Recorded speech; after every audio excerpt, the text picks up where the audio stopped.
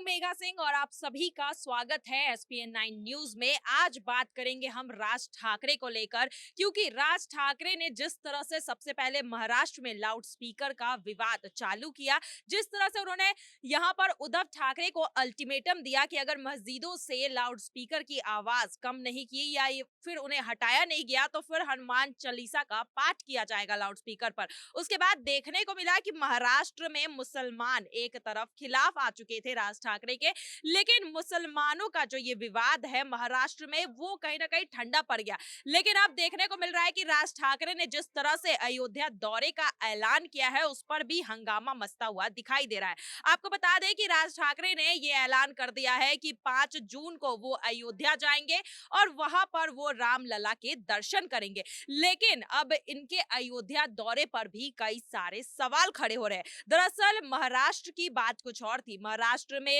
यहाँ पर शिवसेना के खिलाफ उन्होंने मोर्चा खोला था, मुसलमानों के खिलाफ उन्होंने कहा था, लेकिन देखने को मिला कहीं ना कहीं मुसलमानों ने राज ठाकरे की बात मान ली और महाराष्ट्र में तकरीबन 900 मस्जिदों से यहाँ पर आजान की आवाज जो है वो कम कर दी गई। लेकिन यूपी की बात अलग है। अगर यूपी की हम बात करें तो यूपी में मुसलमानों की आबादी काफी ज्यादा है और यहाँ पर मुसलमानों के अंदर जो है राज ठाकरे के विरुद्ध देखा जा रहा है आक्रोश काफी भरा हुआ है। तो अब देखना ये होगा कि अगर राज ठाकरे यहाँ पर अयोध्या के दर्शन करने के लिए आते हैं तो क्या यहाँ के मुसलमान उनके खिलाफ विरोध प्रदर्शन करते हैं।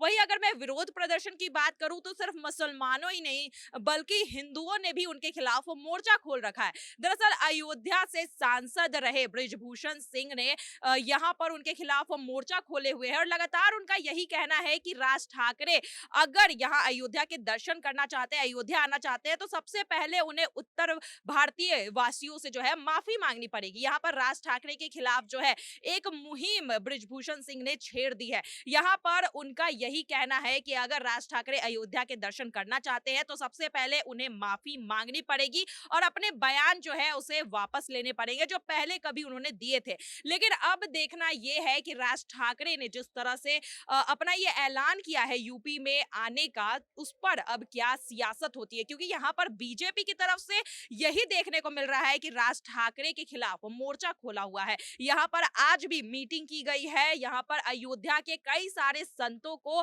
और साधुओं को बुलाया गया है और उस बैठक में यही बात निकलकर सामने आई है कि जब तक राज ठाकरे जो है माफी नहीं मांगेंगे यहाँ पर उत्तर भारतीय लोगों से, तब तक उन्हें अयोध्या में एंट्री नहीं मिलेगी। वहीं दूसरी तरफ मैं बात करूं अगर मुसलमानों की, तो आप सभी को पता है लखनऊ की बात हो गई, इलाहाबाद की बात हो गई, यूपी में मुसलमानों की संख्या जो है काफी ज्यादा है। इससे पहले ओवैसी भी यहाँ पर आए थे रैली करने के लिए, कुछ समय पहले की बात है जब उन पर गोली चला दी गई थी। तो यहाँ पर देखने को मिल रहा है कि मुसलमानों के अंदर जो है आक्रोश काफी ज्यादा है और यहाँ पर राज ठाकरे के खिलाफ उनका विरोध प्रदर्शन बढ़ सकता है। और यहाँ पर जब राज ठाकरे 5 जून को अयोध्या के दर्शन करने आएंगे उससे पहले मुझे लगता है कि यूपी में जो विवाद है वो बढ़ सकता है, क्योंकि यूपी में अयोध्या की मैं बात करूं तो वहां पर मुसलमानों की तादाद ज्यादा है। जिस तरह से राज ठाकरे ने मुसलमानों के खिलाफ अल्टीमेटम दिया था, मुहिम छिड़ी थी, इससे कहीं ना कहीं देश के मुसलमान जो है नाराज चल रहे हैं राज ठाकरे से। और अब अगर राज ठाकरे यूपी में आते हैं दर्शन करने के लिए रामलला के,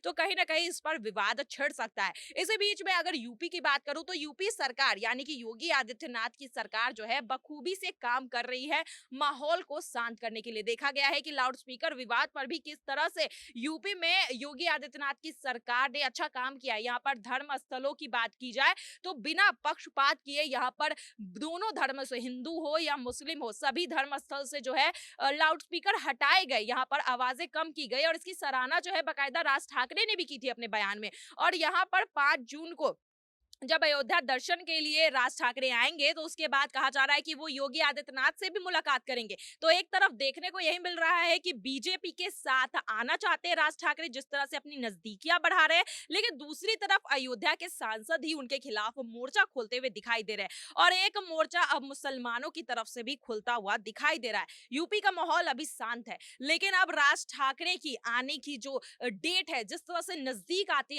जा रही है, कहा जा रहा है कि यूपी में बड़ा घमासान मच सकता है। यहाँ पर मुसलमान समुदाय जो है राज ठाकरे के खिलाफ मोर्चा खोल सकते हैं। अब देखना दिलचस्प ये होगा कि सबसे पहले तो क्या राज ठाकरे माफी मांगेंगे। यहाँ पर उत्तर भारतीयों के लिए राज ठाकरे का सबसे पहले यही बयान आया था कि महाराष्ट्र में अगर नौकरियां मिलेगी, अगर अधिकार होगा तो सबसे पहले मराठियों का होगा, उसके बाद बाकी लोगों का होगा, यानी कि उत्तर भारतीय लोगों का होगा।